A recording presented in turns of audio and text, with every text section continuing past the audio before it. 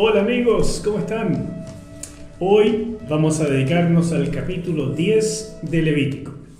Es la sesión número 8 en estas clases que estamos haciendo sobre el libro Levítico, pero nuestro tema será el capítulo 10. Y la clase se llama simplemente El desastre, porque hoy día vamos a ver el juicio que cayó sobre dos jóvenes sacerdotes al día siguiente de haber sido consagrados en el ministerio.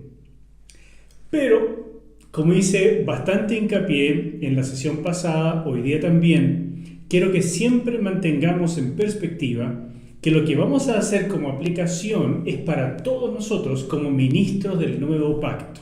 Es decir, no empecemos a apuntar el dedo a los ministros, ¿no es cierto?, a los sacerdotes, a los pastores, a los obispos, etc., porque lo que aquí vamos a ver es la manera en que el Señor ve a los ministros en el antiguo pacto, en el pacto mosaico, pero también en el nuevo pacto, es decir, a todos y cada uno de nosotros. Ese es uno de los gritos principales de la Reforma Protestante, el sacerdocio universal de los creyentes. Y tienes que tomártelo en serio. Para Dios, tú eres un rey y sacerdote o una reina y sacerdotisa en su ejército, en su pueblo. Y Él tiene grandes propósitos para ti. Así es que comencemos leyendo la porción que hoy día tenemos en el capítulo 10, de los versículos 1 al 11. Dice así la palabra del Señor. Nadab y Abiú, hijos de Aarón, tomaron cada uno su incensario y pusieron fuego e incienso en ellos. Y ofrecieron delante del Señor un fuego extraño. Si tienes tu Biblia, subraya eso porque es gran parte del tema de hoy. Un fuego extraño que Él nunca les mandó ofrecer. Entonces, de la presencia del Señor salió un fuego que los quemó y murieron delante del Señor. Entonces Moisés le dijo a Aarón, a esto se refería el Señor cuando dijo, seré santificado entre aquellos que se acercan a mí, y en presencia de todo el pueblo seré glorificado. Pero Aarón guardó silencio. Y continúa diciendo en el versículo 4, luego Moisés llamó a Misael y a Elzafán, hijos de Uziel, el tío de Aarón, y les dijo, acérquense y saquen del santuario, y llévenlos fuera del campamento. Y ellos se acercaron, y siguiendo las órdenes de Moisés, con túnicas y todo, los sacaron del campamento. Entonces Moisés le dijo a Aarón y también a sus hijos Eleazar e Itamar, no se descubran la cabeza, ni se rasguen los vestidos en señal de duelo, para que no mueran, ni caiga la ira de Dios sobre toda la congregación. Solo sus hermanos, todo el pueblo de Israel, lamentarán su muerte y el incendio que el Señor ha enviado. Pero ustedes no salgan del tabernáculo de reunión, o morirán, porque el aceite de la unción del Señor está sobre ustedes. Y ellos lo hicieron lo que Moisés les ordenó. El Señor habló con Aarón y le dijo, cuando tú y tus hijos entren en el tabernáculo de reunión, no deben beber vino ni sidra para que no mueran. Este es un estatuto perpetuo para sus descendientes, para que puedan discernir entre lo santo y lo profano, y entre lo limpio y lo impuro, y para que enseñen a los hijos de Israel todos los estatutos que el Señor les ha dado por medio de Moisés. Esa es la palabra para hoy, un capítulo realmente especial, definitivamente diferente a muchos otros capítulos de la Escritura. ¿Cuántos ministerios, hermanos míos, he visto que se levantan muy auspiciosos y terminan pronto tal vez en un gran fracaso? ¿Por qué? A lo mejor por una pequeña mala decisión, como en este caso. Ejemplos hay muchos, y yo me imagino que tal vez tú que estás escuchando esto, seguramente también piensas en algunas cosas que has presenciado o que te han contado. Y la mayor parte de los cristianos usan esas historias que conocen para formar especies de anticuerpos contra los líderes de la iglesia y contra la iglesia misma. Eso, mi hermano, mi hermana, es un error. Ciertamente hay personas que caen, hay malas decisiones y situaciones que se producen en el ministerio. Pero eso nos debe servir en última instancia como ejemplo de que son simplemente personas, de que no podemos endiosarlos y que en última instancia el Señor nos está hablando a todos nosotros. Porque cuando nosotros nos ponemos en una posición de simple oveja, observadora y criticona, y los demás, sobre todo los líderes, son los que tienen que cumplir las normas de la Escritura, entonces asumimos una posición cómoda y que no te conviene. Porque desde el punto de vista de Dios, tú eres un rey y sacerdote. Eres alguien llamado para ministrar en las cosas sagradas. Por lo tanto, toma nota en lo que aquí vamos a aprender, porque es para ti. No para tu pastor, no para los líderes solamente. Es para ti. Dios te está hablando hoy día. Como dije, este capítulo 10 de Levítico es de esos capítulos únicos en la Biblia. Es parecido en cierta manera a Génesis capítulo 3, cuando cae la humanidad, un capítulo único, irrepetible. O Josué capítulo 7, cuando muere Acán y su familia, debido a que Acán tomó del anatema que estaba prohibido. O por supuesto Hechos capítulo 5, cuando cae ese juicio fulminante sobre Ananías y Zafira, cuando la iglesia estaba comenzando. En definitiva, todo eso nos tiene que enseñar cosas muy importantes acerca de Dios, sobre todo de la santidad del Señor. En primer lugar, que es peligroso, ¿sí? Así es peligroso acercarse a la santidad de Dios si no fuera, en primer lugar, por la gracia del Señor y además porque Él nos ha dado instrucciones claras y muy precisas acerca de cómo podemos acercarnos a Él. Mira, esto no es burocracia, esto no es simplemente que Dios se haga el exquisito y entonces sea muy difícil, no. Es simplemente que Él es extraordinariamente diferente a nosotros. Hay una diferencia, hay una distancia abismal entre Dios y las criaturas. Y por tanto, acercarse a Él tiene que ser a su manera, conforme a sus reglas, a sus indicaciones. Y cuando a uno se le ocurre transgredir eso, definitivamente puede encontrarse con lo que digo acá. Es peligroso. Y en segundo lugar, que Dios no bromea cuando da órdenes. Cuando Él da instrucciones y nos dice, hagan esto así, así y asá, no está pidiendo sugerencias, ni tampoco está esperando que nosotros con el tiempo, con la modernidad, etcétera, vayamos haciendo innovaciones, mejoras y cosas así. No. Hay espacio para la creatividad, hay espacio para que nosotros pongamos de nuestra cosecha, sí, por supuesto. Pero las instrucciones básicas, los principios eternos acerca de cómo es Dios y cómo acercarnos a Él, más vale que los conozcamos y no tratemos de hacerlos de otra manera. Bueno, vamos viendo de qué se trata este asunto.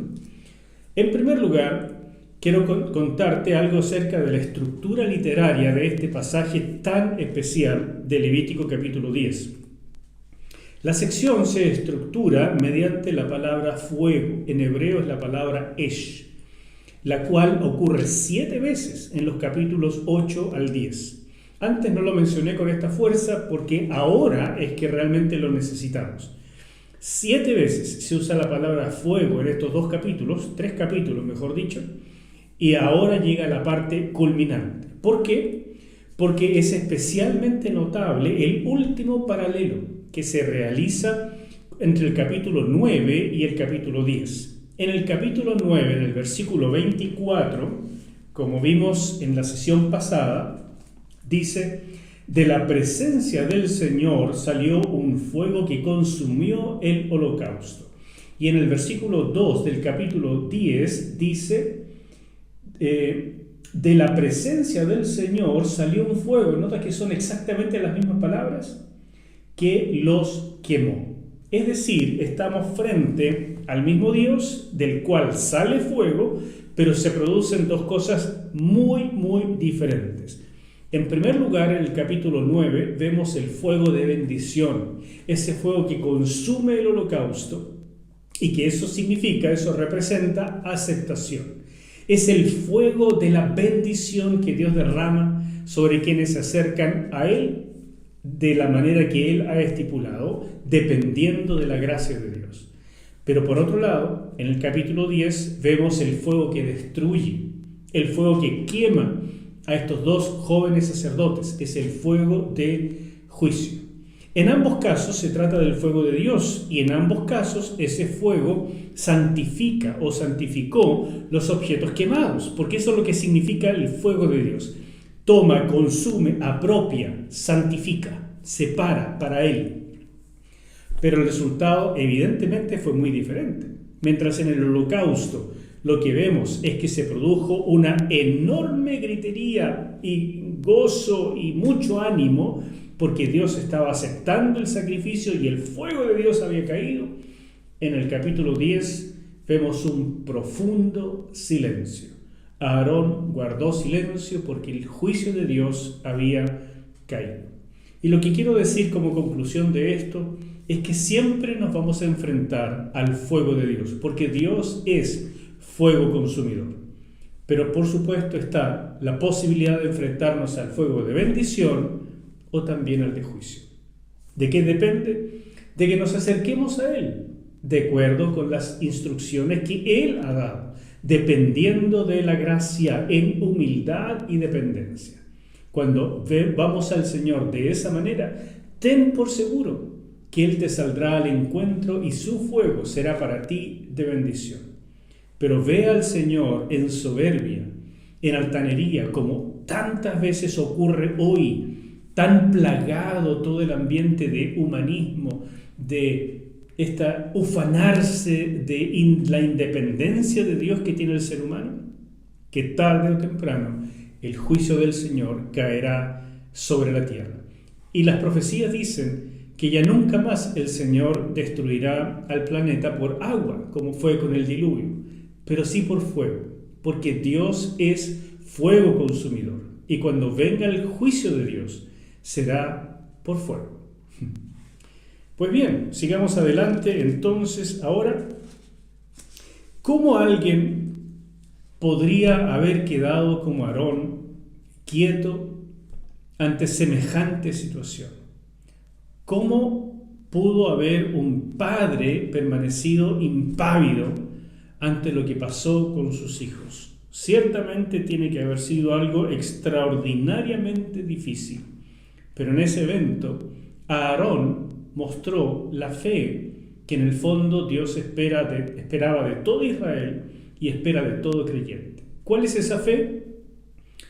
Que cuando llega el momento en que Dios interviene, nosotros estemos muy claros en que Dios sabe. Dios tiene la razón, Él es bueno y Él sabe lo que hace. Él tiene la última palabra. Y si llega a tocar algo que nosotros amamos, algo personal, nuestro trabajo, nuestro cuerpo, alguna enfermedad, o a nuestros hijos, o a nuestra esposa, o lo que sea, Dios sabe. Y cuando Aarón cayó, lo que estaba haciendo no es otra cosa que admitir que Dios tiene la razón. Y déjame decirte que esto siempre ha sido difícil en toda época. Pero cuando de verdad ponemos a Dios en primer lugar, es esa fe que el Señor está buscando y por medio de la cual Él nos puede usar. Cuando nosotros cuestionamos lo que Dios hace y le ponemos en cierta manera barreras, diciendo, Señor, toca cualquier cosa, menos a mi hijo, menos a mi querido Isaac, menos, ¿no es cierto?, como en el caso de Abraham, menos a mi esposa, menos este hogar, este ministerio, no me toques las finanzas, no me toques esto, te doy todo, menos, no.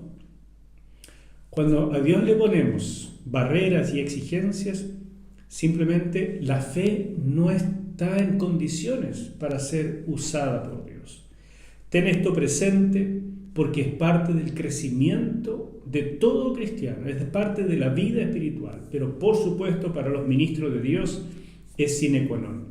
No hay forma verdaderamente de servir a Dios a menos que lo pongamos a Él en primer lugar por sobre cualquier otra cosa.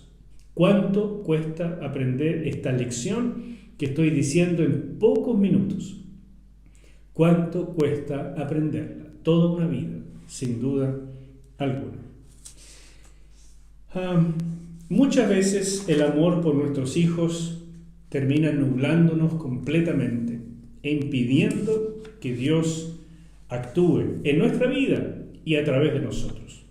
Pero tienes que tener presente que nuestros hijos, así como cualquier otra cosa linda que Él nos da, son solo un préstamo.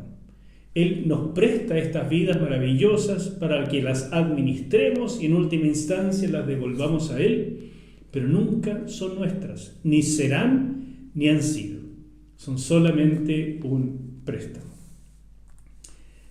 Nadab y Abiú vivieron sin duda en una época extremadamente privilegiada. Vieron y participaron en todos los eventos relacionados con el éxodo de Egipto. Eran jóvenes o niños, pero lo vieron. Los milagros de Dios en el desierto, el liderazgo único de Moisés y por supuesto la manifestación visible de la presencia de Dios en el monte Sinaí, así como en el santuario. Pero como si eso fuera poco, eran parte de una familia muy especial, separada por Dios para trabajar en el santuario y guiar al pueblo en su vida espiritual. No podía haber un privilegio más grande. Eso hay que tenerlo en cuenta porque Dios pide conforme a lo que nos da.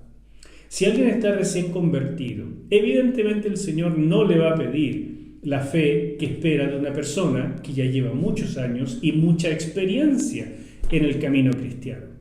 Mira a estos jóvenes. El tamaño del privilegio significa también el tamaño del juicio, el tamaño de la exigencia de Dios ante las eventuales instrucciones. Yo siempre tengo que parar cuando veo una cosa así y mirar hacia atrás en mi vida y darme cuenta de lo que el Señor me ha permitido vivir. Y quiero que hagan lo mismo, creo que es una buena manera de tomar esta lección. Yo soy agradecido porque mirando hacia atrás, Dios me ha permitido enormes privilegios.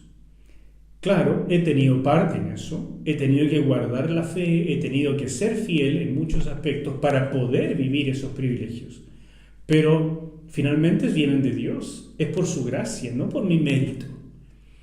Soy un privilegiado y no quiero hablar ahora de mi niñez ni mi juventud, donde también tenemos muchas cosas lindas y cosas por qué agradecer. Pero soy un privilegiado de haber podido estudiar en un seminario prestigioso. Claro que sí, le agradezco a mis maestros, al esmero en enseñarme, a lo que pude aprovechar, la biblioteca, las relaciones, en las iglesias donde pude trabajar, allá en Centroamérica, donde estudié.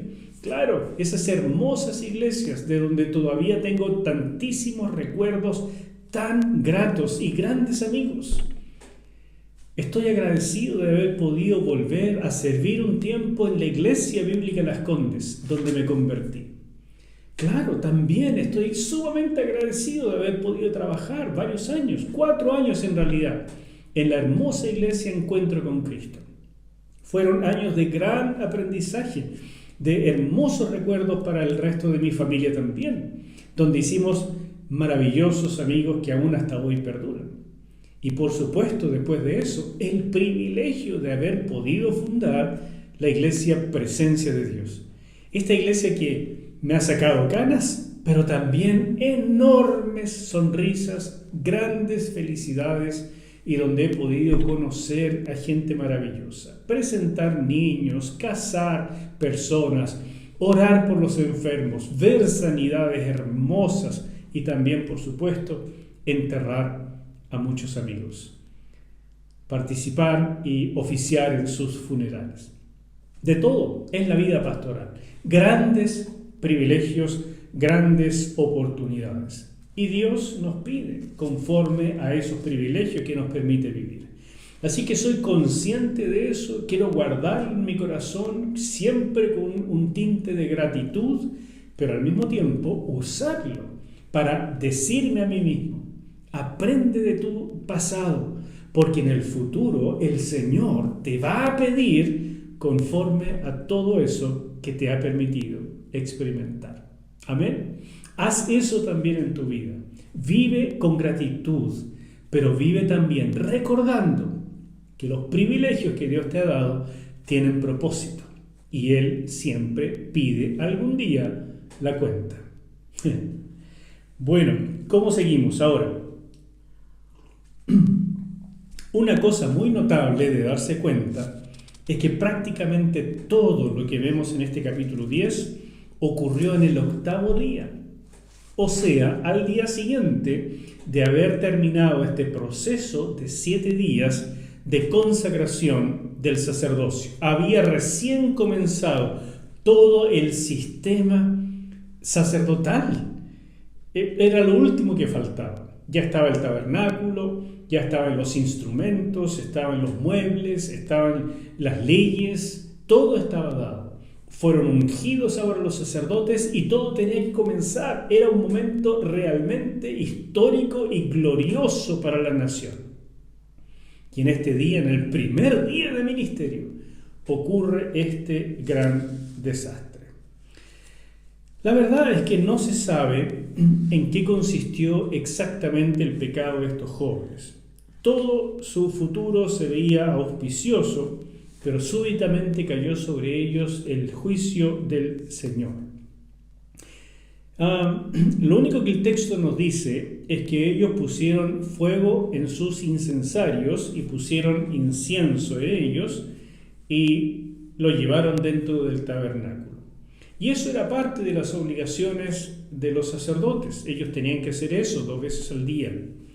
Ahora bien, no es que todos los sacerdotes tenían que hacerlo al mismo tiempo, no. Uno era el que debía hacer esto. A lo mejor eso fue el error. O a lo mejor lo hicieron en un horario que no correspondía. O a lo mejor lo hicieron con algún descuido de otra naturaleza, como por ejemplo no sacar el fuego del altar de los sacrificios, porque esa era la ley. Ellos debían sacar el fuego del altar de los sacrificios y no de otra parte. En otras palabras, eso significaba lo siguiente. Recordemos que en el capítulo 9, fuego de Dios cayó sobre ese sacrificio que se estaba haciendo en la consagración de los sacerdotes y por lo tanto, de ahí en adelante, bien se podía decir que el fuego que estaba en el altar era fuego de Dios. Por otra parte, el fuego de Dios estaba constantemente consumiendo los sacrificios para el perdón, para la restauración, los holocaustos, los sacrificios de paz, todo eso que ya hemos visto. Por lo tanto, el fuego del altar de sacrificios era un fuego que tenía que ver con reconciliación. En otras palabras, el incienso que debían llevar los sacerdotes 2 veces al día, colocado en unos incensarios especiales sobre brasas sacadas del altar de los holocaustos, ese incienso era llevado al altar del incienso, el altar de oro que estaba dentro del tabernáculo, y allí eso representaba las oraciones de los sacerdotes en pro del pueblo y las oraciones del pueblo, como por supuesto reyes y sacerdotes que eran, y también como misioneros intermediarios entre ellos, o sea, Dios y el mundo. Todo eso era lo que se representaba en este incienso que subía en humo, pero humo que era quemado sobre la reconciliación, no sobre cualquier fuego. El fuego que era representación de la reconciliación del altar del holocausto. Por tanto, si ellos sacaban fuego de cualquier otra parte, de un palito por ahí, de una fogata cualquiera, de un encendedor, de lo que fuera, era transgredir completamente el simbolismo y lo que Dios quería que entendieran, el principio de la reconciliación para las oraciones. Cualquiera de estas cosas pudo haber sido lo que ocurrió en este día tan trágico? No sé, la Biblia no lo dice con claridad, simplemente cometieron algún error. Como dije, entrar los dos al mismo tiempo, entrar a destiempo, un fuego inadecuado, un incienso inadecuado, cualquier cosa. Incluso podría haber sido que entraron un poco pasados de copas, porque si no, no se explica por qué justo en este capítulo, en los versículos que vamos a ver un poquito más adelante, se da esta instrucción muy clara de cuando ministren, no beban vino, ni sidra, ningún alcohol, nada que les impida discernir con claridad. Así que tal vez ellos estaban recién almorzados, no sé, y se tomaron algunas copitas de más y dijeron, oh, vamos a meter el incienso, ya a lo mejor no es la hora, y confundieron todo e hicieron las cosas mal, y fuego salió del Señor y los consumió en un instante. Miren, es posible que estos dos chicos no tuvieran en última instancia malas intenciones. Pero es un paralelo con tantos otros momentos. Génesis capítulo 3. Yo me imagino que Adán y Eva tampoco tuvieron malas intenciones, pero transgredieron una instrucción clara y precisa en un momento glorioso de la humanidad, cuando todo estaba comenzando. Y Dios les dijo, de todo esto sí, pero de este no. Y ellos dijeron, pero ¿y por qué no? Si está tan bonito este árbol y me dan ganas este árbol. ¿Por qué tan pesado, Dios? Y lo hicieron a su manera. Y no se puede. Cuando Dios da las cosas con claridad, hazlo como el Señor ha dicho. Y nada más. Bueno, estos jóvenes también.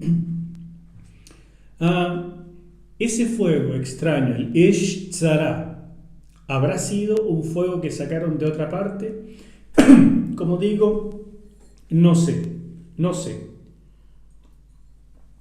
Pero lo que sí sé es que cuando las instrucciones de Dios están claras, más vale no hacer ninguna innovación. Miren, hoy en día muchos creen que hay que meter en la iglesia todo tipo de modernidad para agradar a la gente, para que se vea más entretenido, para que sea más luminoso, para que el sonido sea más surround, ¿no es cierto?, más captador, más impactante, las luces, fuegos y humo y cosas así. O sea, a veces hay iglesias que parecen discotecas. Y creemos que de esa manera estamos ayudando al ministerio. No soy contrario a que tengamos iglesias hermosas, a que usemos la tecnología, no soy contrario a nada de eso, más bien animo a hacerlo en la medida de las posibilidades económicas de cada congregación.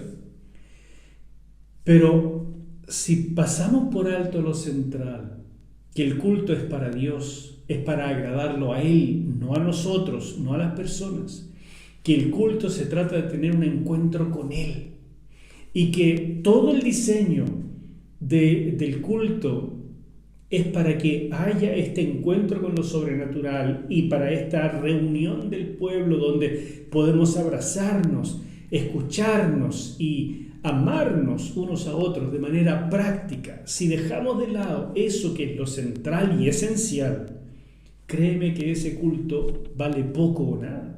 Mejor no haber ido a la iglesia.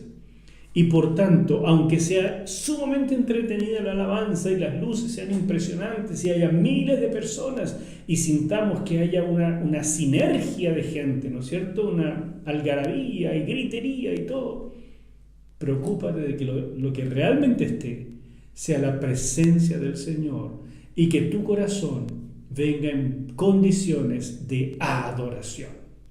De lo contrario, ese culto no es más que un fuego extraño. Como dije, es posible que algo tuviera que ver con la prohibición de tomar alcohol. Déjame decirte con mucha claridad que en la Biblia no hay prohibición de tomar vino. El mismo Señor Jesús transformó agua en vino y no en otra cosa, y la proveyó en grandes cantidades y de la mejor calidad. El vino era parte normal de la vida en el pasado.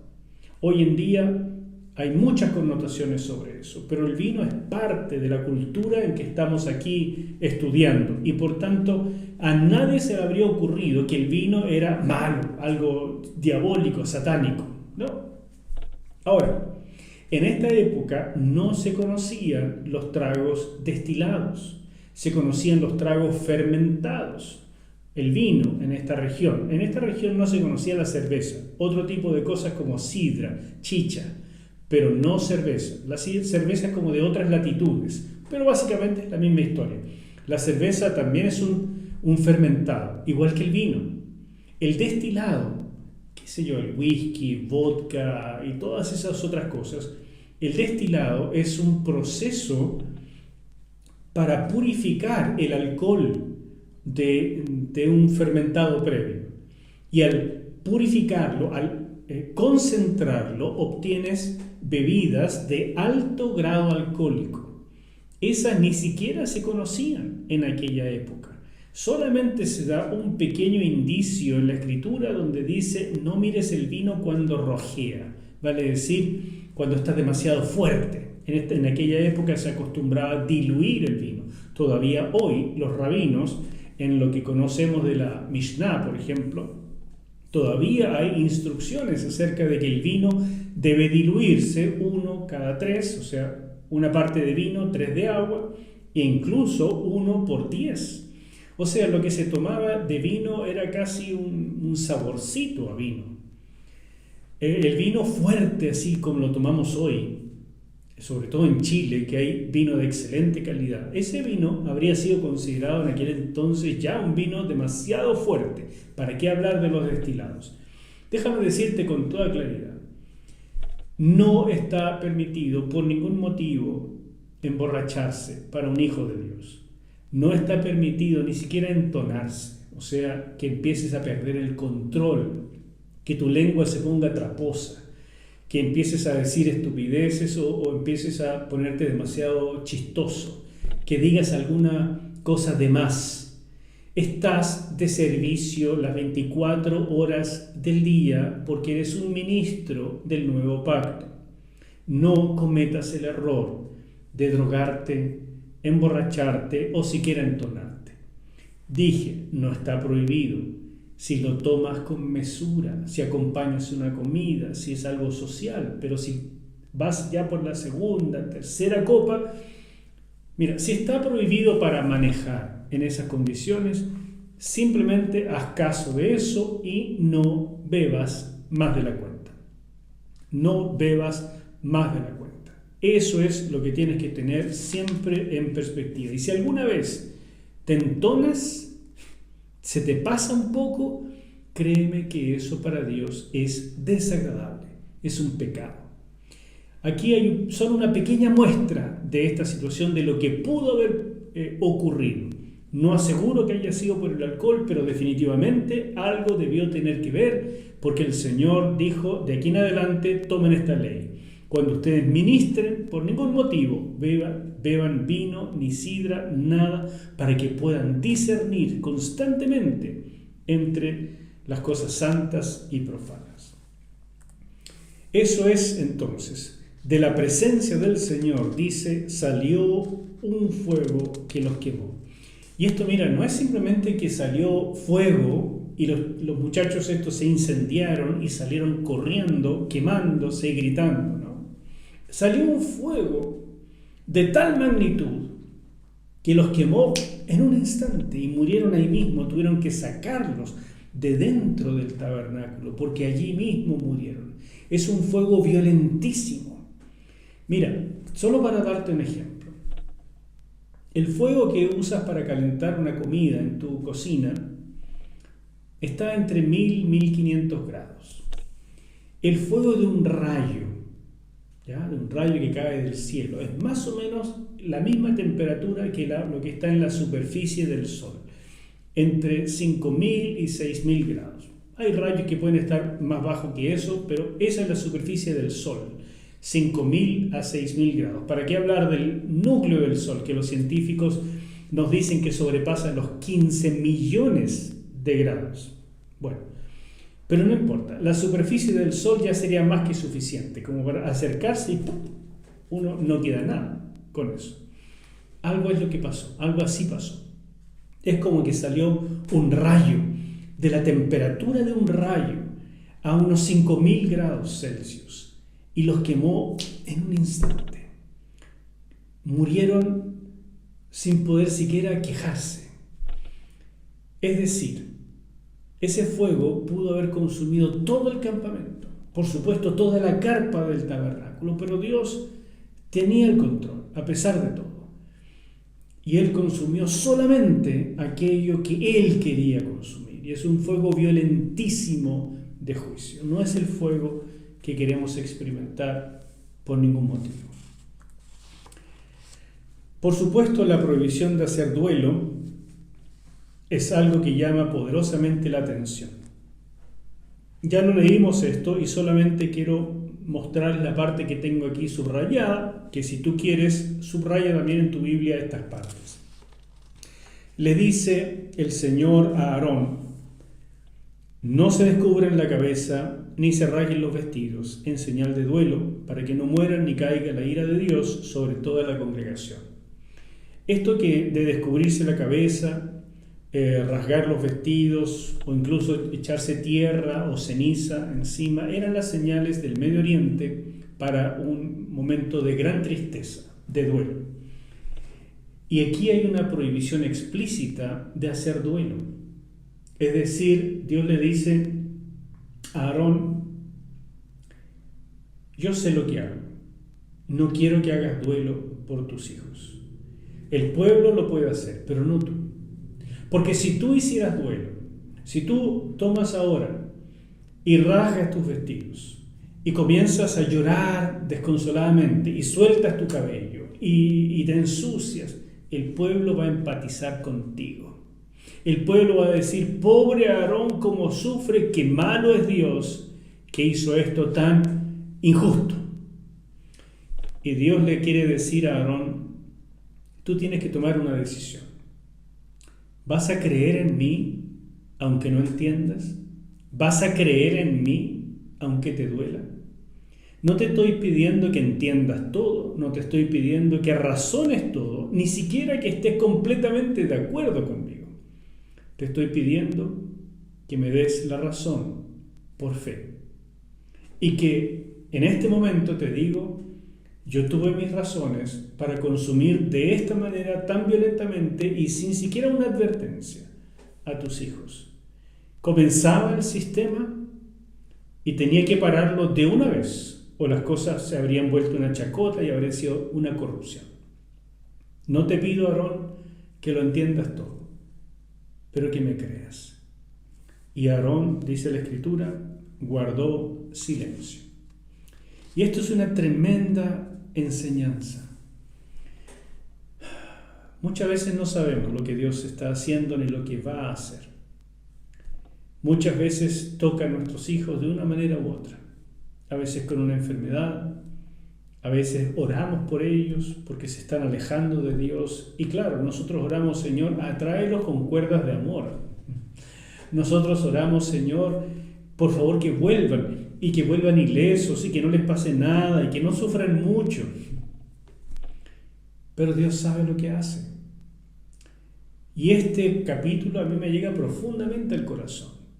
Yo oro por mis hijas y tengo que entender y reconocer que cuando oro por ellas, las estoy colocando en las manos de Dios con la confianza de que Él las ama más que yo, de que Él sabe mejor que yo lo que les conviene y que Él sabe lo que va a hacer y Él tiene todo el poder para hacer lo que sea necesario. Por tanto, cuando oro por alguien a quien amo y lo pongo en las manos de Dios, estoy haciendo un gran compromiso de fe. Y eso es lo que tú debes hacer también. Después, lo que vaya a ocurrir, no puedo entrar a la presencia del Señor a alegar: pero hiciste lo que yo no quería que hicieras. ¿Cómo se te ocurre? ¿Hasta dónde llega esto? No. Es decirle: Dios, tú sabes lo que haces. La verdad no me gustó, no lo entiendo y me duele muchísimo. Y Dios te va a escuchar, pero no llegues a decirle, te equivocaste, porque Dios no se equivoca. Nosotros somos los que aprendemos, Él tiene todo el control. El Salmo 127, versículo 3 dice, he aquí, herencia de Jehová son los hijos. A veces los hijos se alejan por un problema en la crianza. De eso vamos a tener que dar cuentas, sin duda, los padres. A veces los hijos se alejan simplemente por decisiones propias, a pesar de todo nuestro esfuerzo al criarlos. A veces ellos se alejan por testarudos o por un pecado. Y en esos casos, claramente, ellos van a tener que dar cuenta de sus propias decisiones porque son libres y delante de Dios son personas completamente independientes, no dependientes de nosotros. Nunca son nuestros, pero en cualquier caso, no podemos condicionar nuestro llamado, ni nuestro servicio, ni nuestra fidelidad a Dios por lo que pasa con ellos. No hagas tal, porque finalmente ellos son seres independientes, distintos, únicos, y Dios los ama más que tú. Tienes que permitir que Dios sea Dios y al mismo tiempo tienes que asegurarte de poder decir siempre estas palabras. Dios es primero y Dios sabe lo que hace.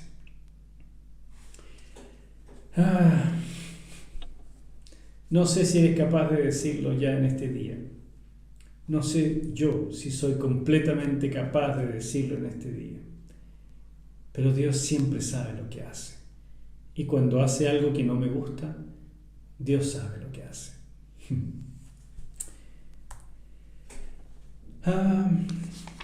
La prohibición de beber vino. Parece que me adelanté y ya hablé bastante de esto. No lo quiero repetir. Ahí está la imagen. Pero la idea es concentrarnos un rato en hablar sobre este tema, que es tan importante y que debe hablarse en la iglesia y que debe hablarse entre los ministros y por supuesto también en la familia. Hoy en día nuestros hijos sobre todo, prueban de todo y les hace mucho daño. Algunos después no vuelven, no pueden volver cuando prueban cosas de alto calibre y finalmente se pierden. Habla delante de ellos, cuéntales estas cosas, porque Dios sabe lo que hace.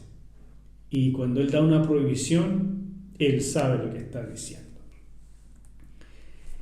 Sin duda debió ser muy difícil, pero en este evento Aarón y su familia comprendieron hasta qué punto llegaba el compromiso que habían asumido con Dios.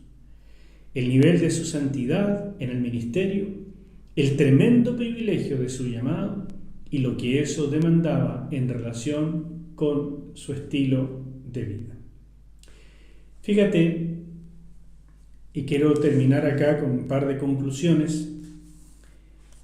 En primer lugar, no cabe duda que mientras más nos acercamos a Dios, más atención debemos prestar a la necesidad de santidad. ¿Qué puede ser traer fuego extraño a la presencia de Dios en el presente? Es algo que lo dejo para tu meditación. Pero solo quiero decirte que hoy en día hay una enorme oferta de fuego en las distintas congregaciones, iglesias, presencialmente, a través de los canales de las redes sociales, etc. Hay una enorme oferta. Y casi la iglesia se está volviendo como el TV cable. Uno casi hace zapping para ver dónde está la cosa más entretenida. Ten cuidado, porque no todo lo que brilla es verdaderamente fuego de Dios.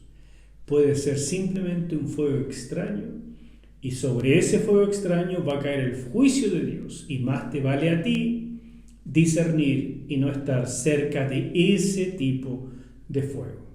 ¿Me sigues? Ten presente esto, es una advertencia de corazón a corazón, es una advertencia pastoral para decirte, no todo lo que brilla es oro. Y tienes que poder discernir dónde está genuinamente la presencia de Dios y saber que al acercarte a esa presencia, lo que Dios espera en primer lugar es santidad. No gritos, ni gozo, ni caer de espalda, ni hablar en lenguas, ni tantas otras cosas que son manifestaciones secundarias. Santidad, porque Dios es santo y es fuego consumidor. Y en segundo lugar, nosotros, los ministros del Pacto Nuevo, debemos dar testimonio, así como en el pacto anterior, claro que sí. Debemos dar testimonio al mundo de que el compromiso con Jesús es lo primero y más importante, incluso por sobre la familia. Dice Lucas capítulo 14, versículo 26 al 27. Si alguno viene a mí, dijo Jesús, y no renuncia a su padre y a su madre, ni a su mujer y a sus hijos, ni a sus hermanos y hermanas, y ni siquiera a su propia vida, no puede ser mi discípulo. Y el que no toma su cruz y me sigue, no puede ser mi discípulo. Muchas veces a mí me han dicho, la familia es primero, Dios, la iglesia después. No, mis queridos. Eso es un error, porque la familia es un préstamo. Dios es el eterno, Dios es primero. Y si no has entendido esto, es porque finalmente no crees que Dios exista. Si Dios existe, Él no puede ser jamás el segundo. Tiene que ser el primero en el mundo y por supuesto en tu vida. Lo que está diciendo Jesús acá no es una renuncia a la familia, no es portarse mal con la familia, no es olvidarse de la familia, no. Es amar a la familia, servir a la familia, testificar a la familia, pero testificar ¿qué en primer lugar? Que mi amor por Dios está por sobre cualquier otra cosa. Mi fidelidad hacia Dios incluso es por sobre la fidelidad a mis padres, a mis hijas, a mi esposa, a cualquier persona. ¿Es difícil de entender para este mundo? Yo creo que imposible. Pero para ti y para mí, para los que seguimos a Cristo Jesús, finalmente tenemos que llegar a entender que es un principio eterno. El que no toma la cruz, eso significa entregar hasta la propia vida, cuanto más cualquier otra cosa. El que no pone su vida por Cristo, finalmente no ha llegado a ser su discípulo. ¿Te habla esto? Espero que sí. Padre, danos la valentía como Aarón de entender que tú siempre eres primero y que tú sabes lo que haces. Y te lo pido en el nombre de Jesús. Amén. Nos vemos en la próxima. Dios te bendiga.